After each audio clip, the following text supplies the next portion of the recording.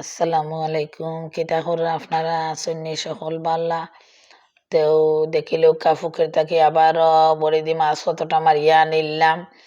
ছোট মাছ হইলেও আমার কাছে এই মাছটা আসলে খুব মজা লাগে। এর লাগে কয়েকদিন পর পর গিয়া কয়েকটা মারিয়া আনি আমি ইচ্ছা মতো রান্ধিয়া খাইতে। এই মাছটা আজকেও চিন্তা ভাবনা করলাম যে দুইটা মাছ দিয়া, একটু বড় সাইজের দুইটা মাছ দিয়া আমরা সিলেটের কমলা বাকল যেটা হয়, কমলা বাকল দিয়ে রানবো। বহুত দিন ধরে কমলা বাকল দিয়ে খাইলাম না। আর কমলা বাকল হইল আমার সকল থাকি প্রিয় একটা মানে সবজি আর কি, সবজিও হই। আমি যখন কমলা বাকল দিয়ে রান্ধি তো দিনের অবস্থা বলার নাই, আপনারা তো দেখরা। তারপরেও বারে বইয়া বইয়া রান্ধাম, বাতাসও লাগে, অনেক ভালো লাগে। আর চিন্তা করলাম যে মেঘ যদি আইতে কথা সব বনাশ করে লিব। তো আশা করি মেঘ আইতো নাই। তো রান্দা আরম্ভ করে দিছি আমি। ওই দেখোকা রসুন দিলাইলাম, আর কমলা বাকল গুলা দইয়া সুন্দর করে আমি রাখি দিছি। রসুন লাল করিয়া পেঁয়াজও দিলাইলাম, পেঁয়াজ দিয়া এখন পেঁয়াজটা বুনো হইব। এখন যা আছে মরিচ, হলুদ, লবণ, ধনিয়া এটা দিলাইমু, দিয়া সুন্দর করে কষাইলিমু। কষাইয়ার পরে আমি কমলা বাকলটা কষাইমু। আর ছোটো মাছ দিয়া যখন আমি কমলা বাকল রান্ধি তখন আমি অন্য স্টাইলে রান্ধি। কমলা বাকল দিয়া একটু ছোটো ছোটো করিয়া কমলা বাকল আর ছোটো মাছ দিয়া একবারে সব হলুদ, মরিচ, পেঁয়াজ, কাঁচামরিচ, ধনিয়া পাতা যদি হয় ধনিয়া পাতা সবটা দিয়া আমি একলগে তেল দি মাখাইয়া বুয়াই দিই। আর এটা তো একটু বড় সাইজের মাছ হিসাবে আমি একটু বাগার দিয়া রান্ধাম। আবার ফুটি যদি হইতো, ফুটি দিয়া কমলা বাকল আমার কাছে খুবই মজা লাগে, অসাধারণ লাগে খাইতে। তো যাই হোক, কমলা বাকলও দিলাইছি। কমলা বাকল একটু খসানি হইব, বেশি লাগতো না খসানি। মশলাটা আমি খসাইছি। তো কমলা বাকল খসাইয়া পরে আমি মাছ দিলাইমু। মাছ দিয়া মাছরে একটু খসাইমু, খসাইয়া এর পরে আমি একটু সামান্য জল দিলাইমু, দিয়া কমলা বাকলটা আমার ওই যাব।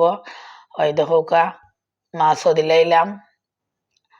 তো তরতাজা মাছ দেখে বাজি করে দিছি না, মাত্র আমি পুকুর তাকে আজকে মারিয়া আনছি, আনিও রান্না বাড়া করিলাইছি। ওই হিসাবে আর খেতা করা হয়েছে না। তো এখন আমি সামান্য জুলও দিলাইলাম।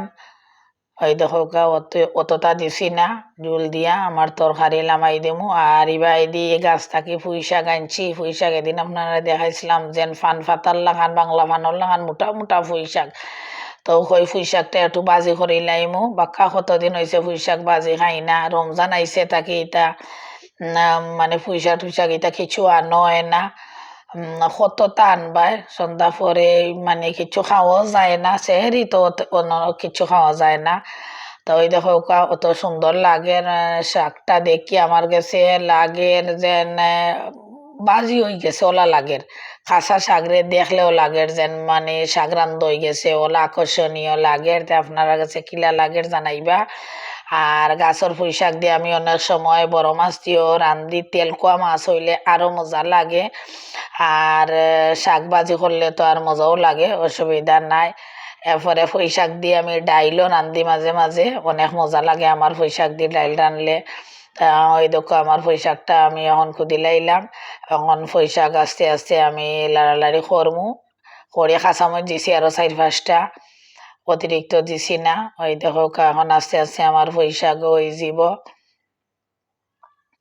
তো বারে রান্দা বাড়া করলে আমার কাছে ভালো লাগে। আর রমজান আইসে তাকে আমি বইয়া বইয়া বারেও রান্ধি। আর বাকি দিন রমজানোর যদি কেন মেঘু গায় নাতে অতদিনেও রানমু। আমার কাছে অনেক ভালো লাগে রানতে। আরো বইয়া বইয়া রানলাম, রিল্যাক্সে রানলাম, সবটা একলগে নিয়ে বইয়া বইয়া রানতে আসলে ভালোও লাগে। আর রমজান আইসে তাই গ্যাসের চুলাত খুব কম রান্ধ হয়। সন্ধ্যা পরে সপ্তাহ গরম টরম হয় বা সেহরি সময় গরম হয়। আর রান্দা বাড়া এখন আমি সন্ধ্যার আগে ওখানেও করিলাই বারোর চুলার মাঝে। আর লাকড়িও খুব কম জ্বলে, ই ছোটো চুলা তো লাকড়ি খুব কম জ্বলে। তা ওই দেখো আস্তে আস্তে আমার রান্দা শেষ পর্যায়ে আইয়র। ওই শাকগুলা রান্দা শেষ হয়ে যায় রান্দা। তো কিলা লাগলো আপনারা কমেন্টে জানাইবা। বালা থাকা সকল।